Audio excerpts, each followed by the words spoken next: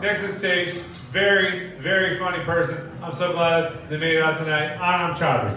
Yeah.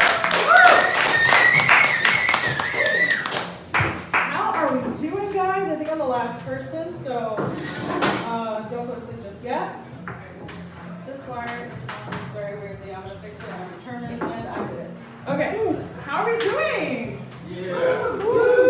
Awesome. So, social media is pretty crazy about coronavirus right now. But you know what else is crazy about social media? Like the advertisements. They are fucking so targeted that I am broke. Because Facebook knows me to a T, shirt size. Got this on the internet. Facebook knows I'm an e-girl at heart. If you don't know what an e-girl is, please go on TikTok. I'm like obsessed right now. I've been making TikToks at the laundromat. It wasn't Lady Laundry Mike, it was a laundromat that I went to while I was doing a show on Evan's mic in what's called Wick's Pizza Parlor. And in between I was like doing my laundry and going back and forth and then making TikTok videos while I was waiting for my card. Anyways, I missed out. But yeah, those targeted ads are freaking me out. Like, they really know me now. Like 10 years ago, that wasn't the case. It was like very inconsistent. Like I posted something, hey ladies, do you guys want to play tennis? I can teach you. I'm really bored this summer. I would love to play. I have 3 tennis rackets. Let's go. And I started getting ads for tennis rackets. It's like, no, I said I have 3, but I could use some friends. Yeah. But now I get like ads that are very specific. Facebook knows me. Anytime I get an ad for something I don't need, I'm always taken aback. I'm just like, what? This is weird. Did capitalism just die at my doorstep? Or like, should I be happy about that? Or should I be scared that the algorithm has actually developed a dark sense of humor? Right? Like I was scrolling through Facebook on the toilet the other day and I saw an ad for a pregnancy test. And I was just like, whoa, Facebook, you know I'm divorced. You know I haven't had sex in 2 years, what the fuck? Like, is Facebook fucking with me because nobody else will? Very scary, very scary. I was just like, okay. Anyways, but that's okay, don't worry. It's actually an accomplishment that I haven't had sex in 2 years. I'm, as you can tell, Muslim. Thank you, yeah. Wish to 9/11. Anyways,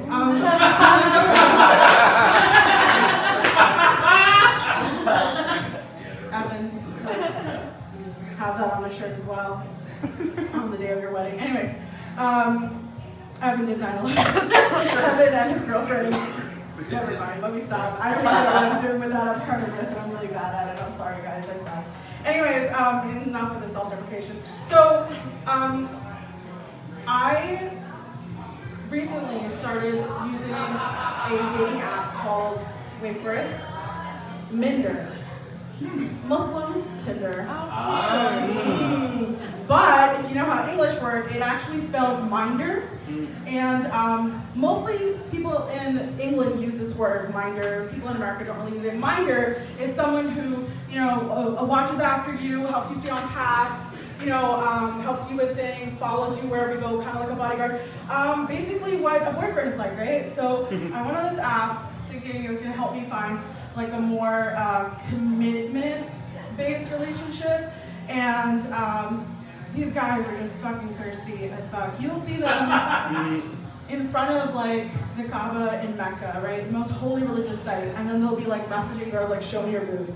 And it's like really a dissociative kind of moment. Because I mean like normal dating is fine like that, but like when you look at a Muslim guy who's just like, oh, so religious, oh my gosh, and then they're like messaging you in private, like all this stuff is kind of weird. But then like on their profile, like it'll be like, don't tell my mom we met on this app. It's like, okay, bye. Which is why I use Tinder. And I met some really cool guys on there that I actually became friends with, and one of them is actually in front of a comedian, which is cool. But anyways, I met this one guy, and he was like, oh my god, beautiful, tall, handsome idiot. We had like a 4-hour FaceTime conversation to make sure like we weren't catfishing each other. I was, and so like 4 hours. We watched him brush his teeth. We listened to some heavy metal together. He's in a band. So cool. He was 24. I'm 30. Ooh, dangerous. was really hot. Anyway, so, and then we played Fortnite at the end of that conversation. And so we're playing Fortnite, and I have an opinion, which is when the conversation ended. And so I told him I like Black Panther, he would just like disagree, ends the phone call, and that's the first time that I've ever cock-blocked myself by opening my mouth. Thank you. Thank you. That is my best joke. Do you want me to say it again? No one hear it? It's okay. It snuck up on you. It got you. I liked it. That's the first time I've cock-blocked myself by opening my mouth. There you go. Woo! Yeah! No, I'm sorry.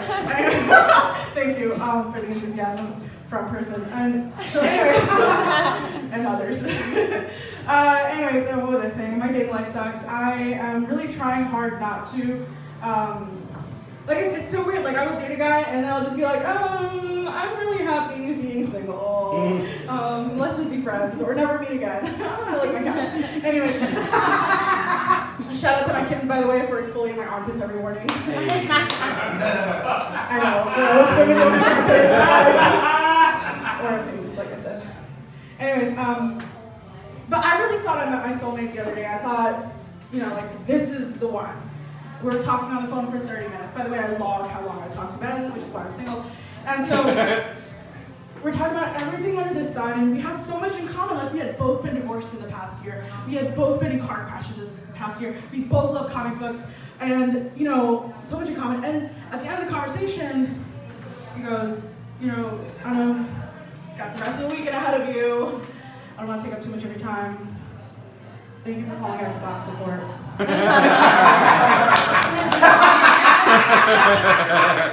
True story. This is a true story, by the way. Anyways, like I said, I'm Muslim, and can I go on forever? Yeah, keep going. You guys are my captive audience, and if you leave, I will hunt you down. I'm just kidding. I'll just be embarrassed every time I see you. So I'm Muslim, and it's been a pretty rough journey for me, like post 9/11. It was like during my formative years. I was 11 when it happened. I even wrote in my journal, like, please don't let there be a war, please. And then there was, and it never ended. And so that's been my whole life. But, like, I'm really traumatized from that experience. Like, I don't know if you guys know this, and I try to explain it to people, especially the ones, and, like, it's so awkward when people make bomb jokes. I'm just like, how do I explain 20 years of my existence to you? And, like the other day I was, I'm from New York, by the way, guys. My family is in Brooklyn. That's where I grew up. That's where I was born and raised. And, I go and visit like every once in a while. Now that I've moved to Louisville, I visit, and there's 2 airports there, JFK and LaGuardia, all right? About 20 minutes apart, 2 completely different airports, north and south. I was headed towards JFK, and during the layover, I'm so fat that I couldn't walk all the way there in time, and my flight got canceled. And so I had to take the next flight over, and it was going to LaGuardia. So my luggage going to JFK, I'm headed to LaGuardia. Once I'm there, I am just, I have no luggage with me, right? So I look hella suspicious. The only Muslim girl waiting for her ride, right? My mom was gonna pick me up, but waiting for her ride, and a cop car pulls up in front of me. I almost turned myself in. It's a true story, guys. I know, it's heavy stuff. Live with it every day. But anyways, so I was also like on the highway the other day, and I saw like this giant billboard. I kid you not. It was like, weapons of mass destruction, it literally screamed at me, and I got scared, and I was driving at 95 miles per hour because that's what I-95 stands for. And so, I'm looking at this billboard, and I'm just like, oh my god, I had like a mini panic attack. I'm gonna kill the guy who made this billboard. Don't tell anybody said that. And underneath it, which is a picture of a fucking cigarette. Like, I know we did not go to war with Iraq and spend billions of dollars because Saddam Hussein was a fucking chain smoker. No, sorry. I did not go through all this drama because of cigarettes. And so, yeah, that freaked me out. But, like, to take the point even further, I was at a Friendsgiving, and I was making lentils because that's like my mom's specialty dish or whatever, and she requires like a pressure cooker in the recipe. And so I don't know if you guys know this, but there's a link between terrorism and pressure cookers apparently. And so when my pressure cooker lid got stuck, I freaked out. I was huddled up in the fetal position on my kitchen floor because I was thinking like, oh my God, this is gonna explode. And even if I throw it out in the dumpster, feds are gonna trace it back to me. They're gonna show up at my doorstep. I'm gonna be on the 9 o'clock news. Holy fucking shit. So I'm huddled in the fetal position when I remember I can call a friend. I can call my white male privileged friend. If you don't have one in your Rolodex, ladies, get one now. Funny, this room she's from. So I call my white male privileged friend, really cool guy. He's like, oh no, you're so silly. It's not gonna explode. You'll be fine. I was like, oh my God, you're right. And that's the story of why I hate white people.